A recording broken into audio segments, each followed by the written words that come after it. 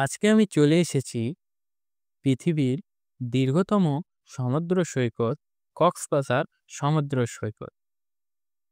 আর এই কক্সবাজার সমুদ্র সৈকত এর সমস্ত তথ্য জানার জন্য আপনাকে অবশ্যই পুরো ভিডিওটি দেখতে হবে।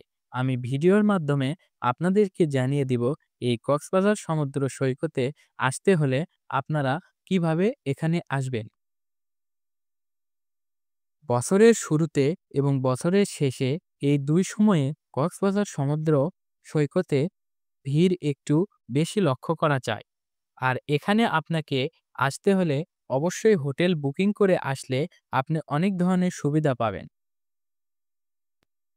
আর আপনারা যারা এইরকম ভিডিও দেখতে ভালোবাসেন তারা অবশ্যই আমার চ্যানেলকে সাবস্ক্রাইব করে রাখবেন। কক্সবাজার সমুদ্র সৈকতে প্রতি বছর লক্ষ লক্ষ দর্শনার্থী আসে। এখানে বিনোদনের বিভিন্ন ধরনের ব্যবস্থা রয়েছে। আপনারা এই কক্সবাজার সমুদ্র সৈকতে আসলে দেখতে পাবেন স্পিরিট বোট। আপনারা দেখতেই পাচ্ছেন স্পিরিটগুলোতে দর্শনার্থীরা কিভাবে চলাচল করছে। আর আপনারা কক্সবাজারে আসতে চাইলে ঢাকা থেকে বাসে করে আসতে পারবেন। আবার ঢাকা থেকে ট্রেনের মাধ্যমেও এই কক্সবাজার সমুদ্র সৈকতে আসতে পারবেন। আপনারা যদি ট্রেনের মাধ্যমে আসেন তাহলে বাংলাদেশের আইকনিক স্টেশন কক্সবাজারে আপনাকে আসতে হবে এবং সেখান থেকে আপনারা অটোরিকশার মাধ্যমে সরাসরি চলে আসতে পারবেন কলাতলি পয়েন্টে। আর যদি ঢাকা থেকে আপনারা বাসের মাধ্যমে আসেন তাহলে আপনাকে নামতে হবে ডলফিন মোড়ে। আর ডলফিন মোড় থেকে আপনারা সহজেই চলে আসতে পারবেন এই কলাতলি সমুদ্র সৈকতে।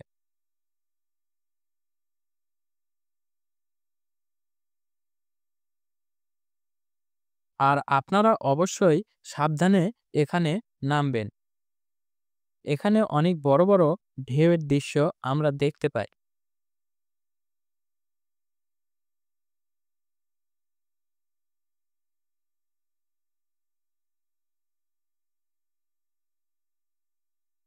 আপনাদের কাছে কক্সবাজার সমুদ্র সৈকতটি অনেক মনোমুগ্ধকর পরিবেশ দেবে।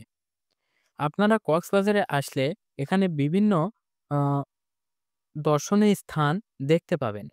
আর দর্শনার্থীদের নিরাপত্তার কথা ভেবে এখানে ট্যুরিস্ট পুলিশের ক্যাম্প রয়েছে।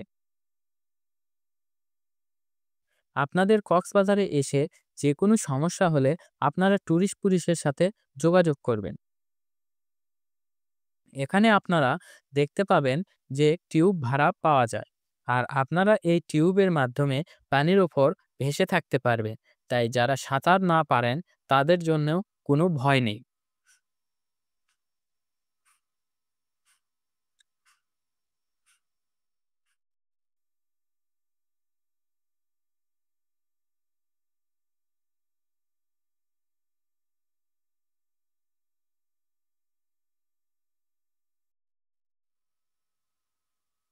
আপনারা দেখতে পাচ্ছেন অনেক দর্শনার্থী এখানে রয়েছে।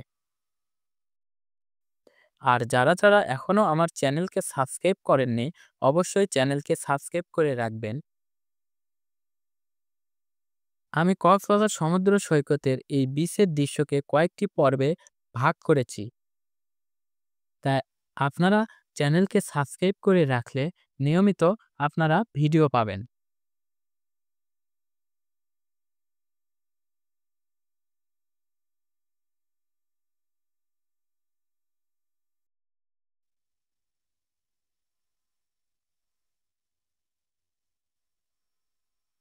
আর কক্সবাজার সমুদ্র সৈকতের সঙ্গেই রয়েছে ঝাউবন।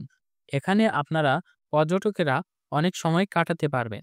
এছাড়া এই সমুদ্র সৈকতের সাথেই আপনারা বিকালের দৃশ্য উপভোগ করার জন্য এখানে সিট ভাড়া পাওয়া যায়, যা আপনারা সিটে বসে দেখতে পাবেন। এছাড়াও আরেকটি সুবিধা রয়েছে, এখানে লকার রুম রয়েছে।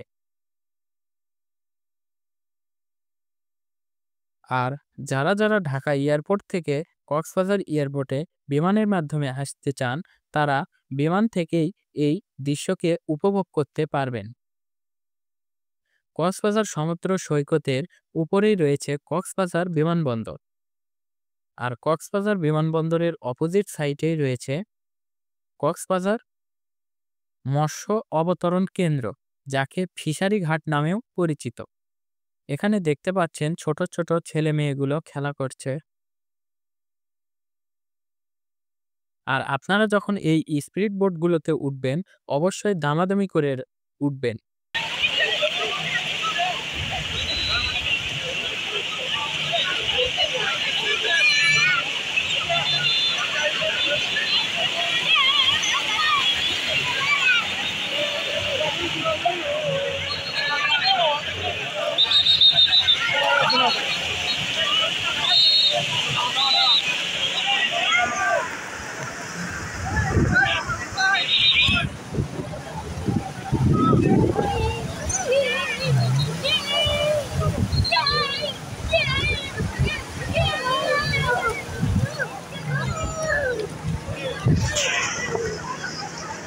এক কাম করবে নাকি, মোবাইল এটা ছুঁয়ে আসবে নাকি? তাহলে দুজনে একসাথে নামা হবে। তুমি নামো, আমি ইয়ে করছি, ভিডিও করছি, খেলাও। তুমি তো কোন নামবা নেই? গোসল করে শেষ হলে আমি 2 টুকু দিয়ে চলে যাবো। যেদিন থাকো না ঠান্ডা মানে ভিডিও করে নাও, আরো করে নাও। আচ্ছা আচ্ছা, ওই দিক চলো চলো। পানি বেশি ঠান্ডা, বেশি ঠান্ডা ভালো না।